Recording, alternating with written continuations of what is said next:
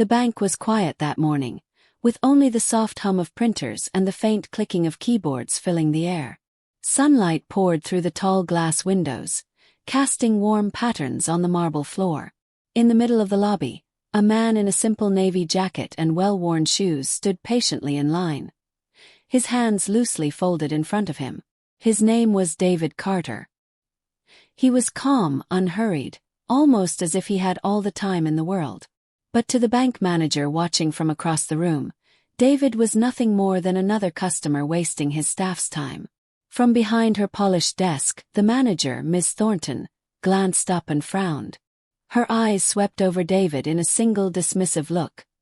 His jacket, his sneakers, the old leather bag slung over his shoulder. She whispered something to the teller beside her, and they both exchanged a knowing smirk. She had seen it before, she thought. People coming in, asking endless questions, maybe trying to open an account with barely a few dollars to deposit. And in her mind, David fit the picture perfectly. When it was finally his turn, David stepped forward with a polite smile. His voice was warm, his words measured, but before he could even explain why he was there, Miss Thornton stepped in. She was all charm on the surface, but there was a sharp edge to her tone. "Sir," she said, glancing at the small line forming behind him, "we do have other customers waiting. If you're not here for something urgent, perhaps you could come back another time." David blinked, surprised. He looked down at the papers in his hand, then back at her. "I think this might be urgent," he replied softly. But she barely gave him a chance to continue. Her voice carried across the lobby now, loud enough for others to hear. "We can't have people holding up the line for small transactions," she said, almost laughing under her breath. "You should know how busy banks are." A few customers turned their heads. Some looked away quickly, pretending not to notice. Others frowned at the exchange. David's calm didn't break. He simply stood there, meeting her gaze, as if weighing whether to say what was really on his mind.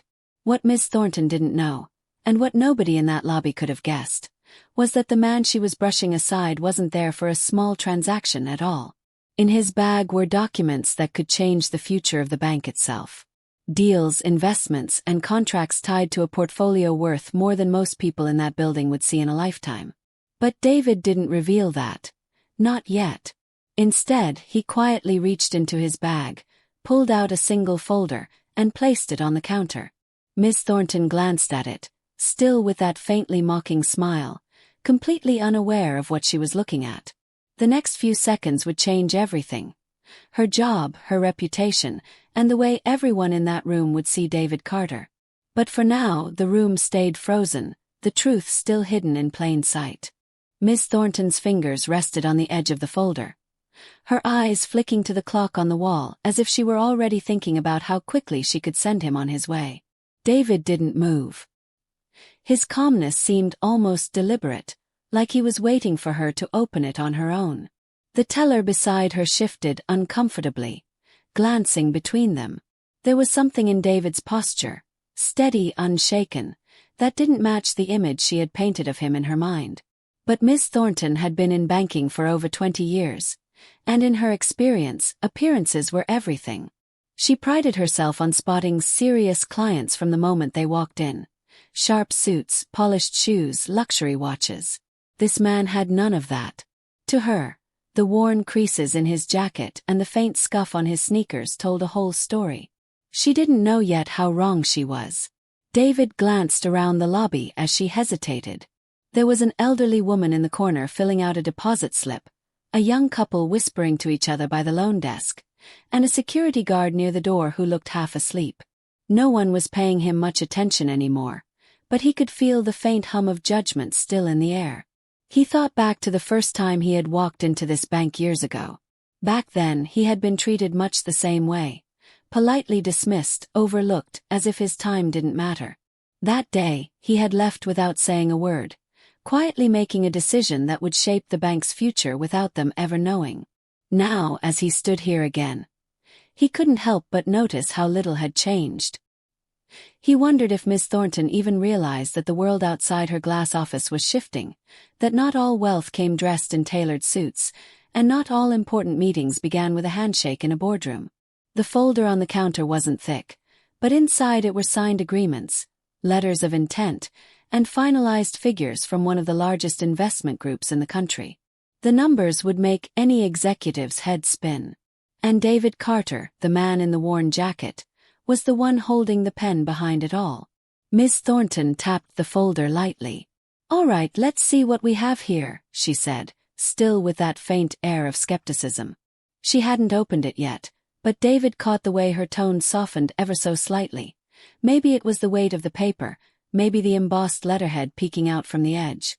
"Take your time," David replied, his voice even. "I'm in no rush." She looked up at him, almost puzzled by his patience. Most people, when met with her briskness, either rushed to explain themselves or left embarrassed. David seemed to be doing neither. A faint unease stirred in her as she finally slid the folder toward her. Something about this man didn't fit into the neat categories she had built in her mind over decades in banking. She had no idea that with one glance at those documents, the quiet man in front of her would no longer be a stranger in her lobby, but a name that would echo in her office for years to come. Still, she didn't know that. Not yet. The clock on the wall ticked steadily, the low murmur of the bank carrying on, as if the entire room was holding its breath, waiting for her to turn that first page. Miss Thornton slowly opened the folder, her eyes scanning the first page. Her confident posture stiffened almost immediately.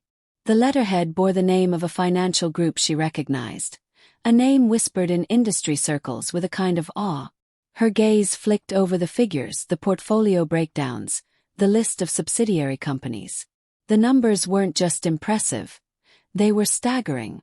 For a moment she forgot to breathe. David stood quietly, watching her read. He wasn't looking for a reaction, but he could see the subtle shift in her expression, the way her brows tightened, the faint crease forming between them. She was trying to process what she was looking at without letting the change show on her face. From the far side of the lobby, the assistant branch manager, Mr. Patel, noticed her hesitation and walked over. "Everything all right?" he asked lightly. Miss Thornton gave a quick nod, but her voice didn't carry the same certainty. "I'm reviewing some documents," she said, her tone clipped. Mr. Patel's eyes landed on the papers, and his expression faltered for just a second. He too knew that name. The tension between them was almost invisible to the customers, but David could feel it. He remembered the countless boardroom meetings where executives spoke in circles, trying to impress him without ever realizing that he'd already made up his mind about their deals. He wasn't here for theatrics. He was here to see if this bank had learned anything about respect. While Miss Thornton quietly tried to piece together who she was speaking to, the young teller from earlier was stealing glances at David. Her name was Melissa, and she'd been working at the branch for less than a year. She had seen customers come in wearing expensive suits who treated staff poorly, and others, dressed simply like David, who turned out to be the kindest. Watching Ms. Thornton's initial dismissal had made her uncomfortable.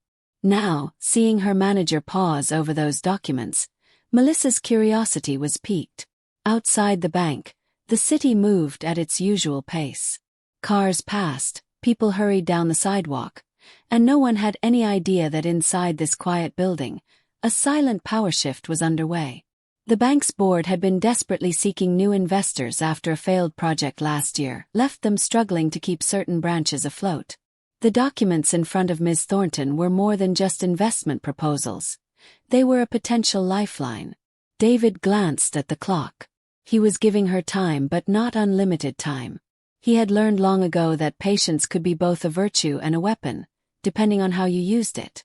Ms. Thornton finally looked up, her professional mask slipping just enough for him to see the flicker of uncertainty. "Mr. Carter, may I ask how you're connected to this group?" David's answer was calm, but it wasn't the full story. "I have an interest in their work." She didn't know whether interest meant a small stake or complete control. But the possibility that she had spoken down to someone with the kind of influence this man might hold sent a ripple of unease through her. Melissa returned to her desk, her mind turning over the strange energy in the room. She didn't know it yet, But the story of this morning would travel far beyond these walls. And for Miss Thornton, the real weight of her earlier words hadn't even begun to sink in. The silence between Miss Thornton and David seemed to stretch longer with each passing second. She turned another page in the folder, her eyes widening slightly as she saw signatures from top executives and detailed projections for multi-million-dollar deposits. Each sheet was like a mirror, reflecting back the mistakes she had already made but couldn't undo. Mr. Patel leaned closer, reading over her shoulder now, and his calm demeanor began to crack. This isn't just an application," he murmured. "These are acquisition terms." His voice was low, but David caught it. The word acquisition seemed to hang in the air like a quiet storm, one that hadn't yet broken but promised to. Miss Thornton swallowed hard and glanced at David. She was trying to measure him now, not by his jacket or his shoes, but by the quiet authority he carried.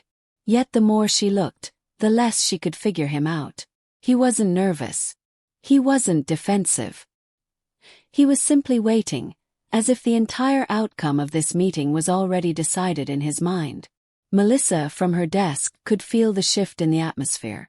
Customers who had been lost in their own business were starting to notice too. The elderly woman at the counter had stopped filling out her slip, her pen hovering in midair. Even the security guard had straightened up, sensing that something unusual was unfolding. Miss Thornton cleared her throat, forcing her voice steady.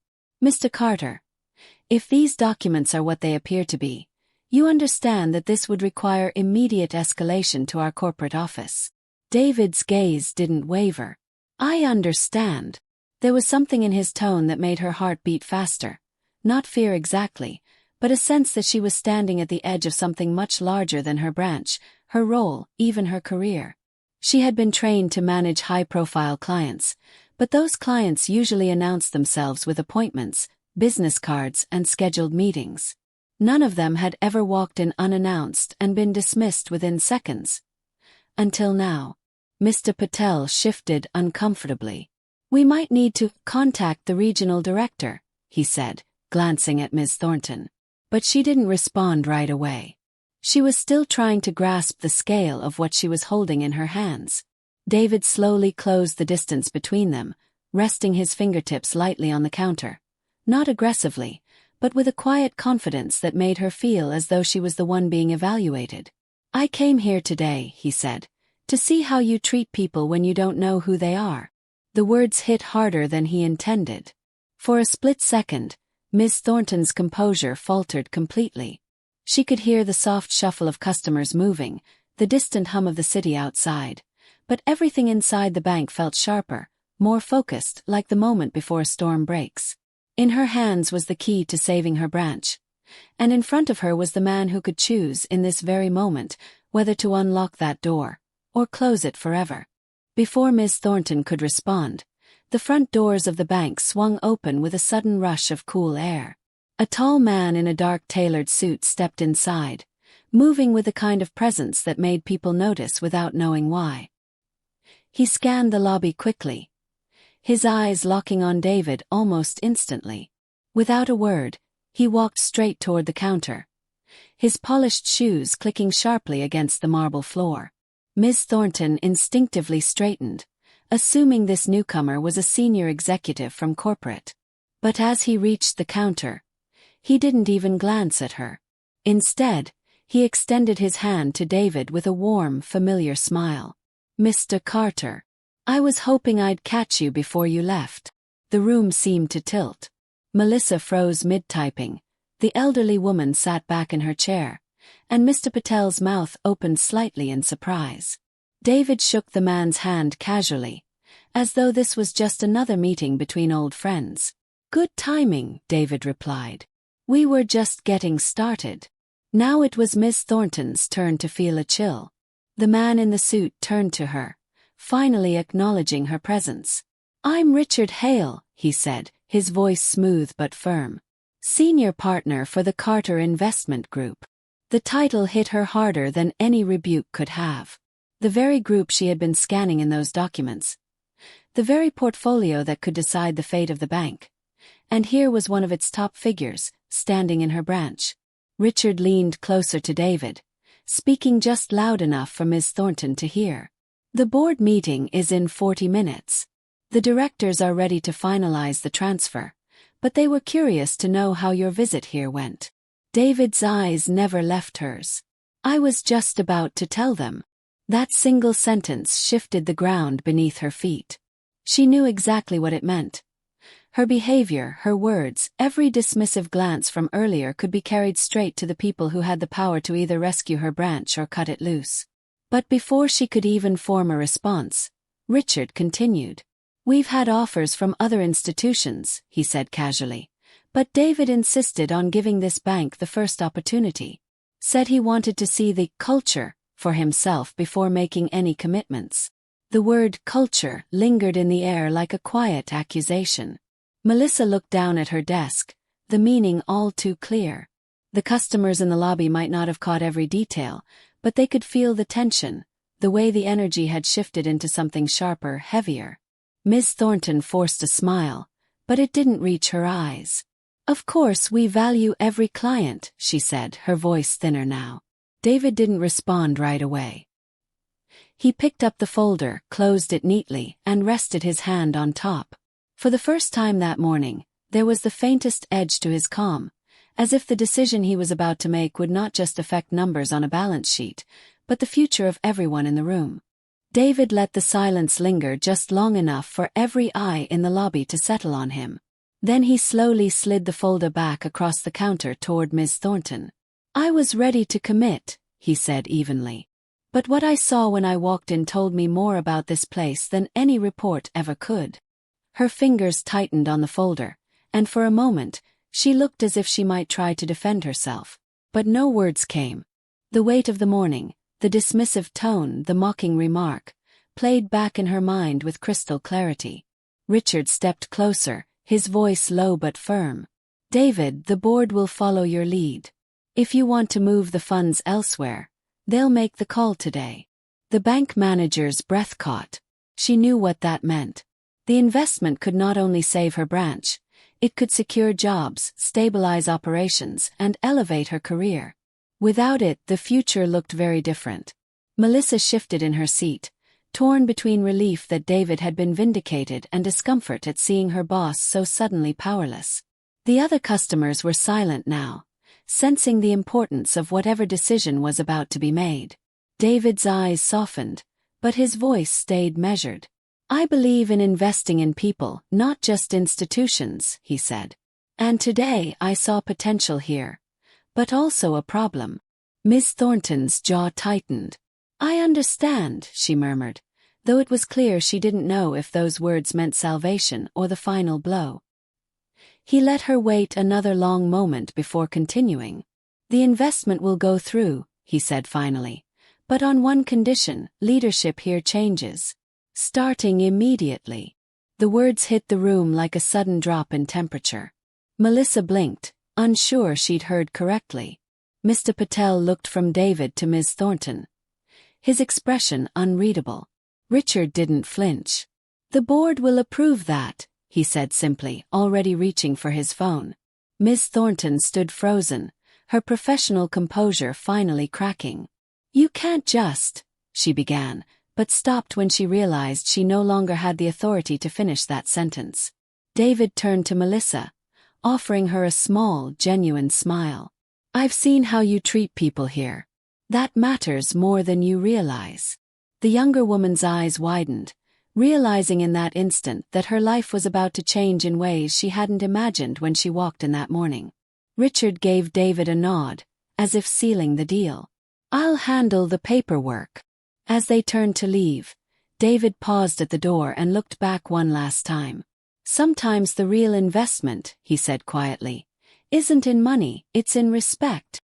With that, he stepped outside into the sunlight, leaving behind a stunned lobby and a future for the bank that had just shifted in the space of a single morning. And as the doors closed behind him, Melissa noticed something strange. David never gave them a business card, never left a phone number, and yet somehow, she knew they would be hearing from him again. For several long seconds after the doors closed, the lobby stayed silent. The faint hum of the printers returned, and the ticking clock above the entrance suddenly felt louder than before. Melissa was the first to move, her hands trembling slightly as she gathered the paperwork on her desk. She had never seen anyone shift the balance of a room so quickly, and she couldn't shake the look on Miss Thornton's face. Part disbelief, part realization, and part fear of what came next. Mr. Patel quietly stepped into the manager's office with Ms. Thornton, closing the glass door behind them. Their voices were muffled, but Melissa caught fragments. Words like transition, board approval, and effective immediately drifted out into the lobby. She didn't need to hear the rest to know the decision was final. Within an hour, an email circulated through the branch announcing an immediate leadership change. The tone was corporate and careful, but everyone reading it knew the truth. The man in the worn jacket had walked in as a stranger and walked out having changed the future of the bank. Melissa couldn't help but wonder if he had planned it all from the start, or if he had simply been giving them one last chance to prove themselves. As the day went on, customers who had witnessed the exchange began whispering their own versions of the story. Some focused on the moment David revealed his connection to the Carter Investment Group. Others spoke about the calm, measured way he handled the situation without raising his voice. The tale spread quickly, and by the time the branch closed for the evening, it felt like everyone had been part of something extraordinary. That night, Melissa sat at her small kitchen table replaying the moment when David had looked directly at her. "I've seen how you treat people here," he'd said. Those words stayed with her not just because they had been kind, but because they carried weight. In a place where numbers usually spoke louder than people, he had noticed something else: respect, empathy, and the small gestures that made a difference. The next morning, the atmosphere in the branch was different. Richard Hale returned briefly, his presence commanding but not overbearing. He spoke with Mr. Patel, now acting branch manager, and made it clear the investment was moving forward. He also handed Melissa a sealed envelope. Inside was a short handwritten note from David: "Never underestimate the value of how you make people feel. That's the real currency." She read it twice, smiling faintly. It wasn't about the money, at least not entirely. It was about the reminder that every interaction mattered, whether the person on the other side of the counter had a few dollars or a billion. Weeks later, news broke that the Carter Investment Group's partnership had not only stabilized the bank but opened new opportunities for community programs and small business loans. David's name appeared in a few press releases, but mostly he stayed out of the spotlight. Melissa never saw him again in person, but every so often, an anonymous donation would arrive for the bank's community outreach fund. She had no doubt where it came from. And in the quiet moments before opening the branch each morning, she would glance at the note tucked inside her desk drawer. It was a constant reminder of that day. A day when respect changed everything.